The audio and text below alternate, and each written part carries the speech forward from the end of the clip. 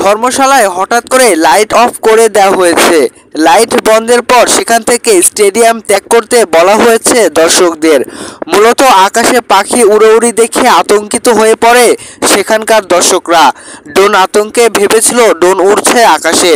Punjab Kings ও দিল্লি ক্যাপিটালসের ম্যাচটি চলছিল, তখন পাঞ্জাব কিংসের ব্যাটিং ইনিংস। এমন সময় হঠাৎ করে স্টেডিয়ামে লাইট অফ করে বা বন্ধ করে দেওয়া হয়েছে। ধর্মশালা স্টেডিয়ামে লাইটগুলো স্টেডিয়াম ত্যাগ করতে বলা হয়েছে সেখানকার দর্শকদের।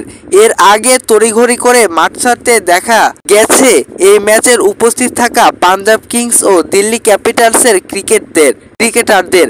বৃষ্টির কারণে ম্যাচটি শুরু হতেও বিলম্ব হয়েছিল কিছুটা। পরে হঠাৎ করে ধর্মশালার আকাশে উড়ুউড়ি করে পাখি নতুন করে আতঙ্কে করেছে স্টেডিয়ামের সবাইকে। শেষ পর্যন্ত ম্যাচটি বাতিল করা হয়েছে। বিভিন্ন গণমাধ্যম বলছে ম্যাচের লাইট অফ বা বিভিন্ন সমস্যা ছিল লাইটে। এই ম্যাচ বাতিল করেছে আইপিএল কর্তৃপক্ষ।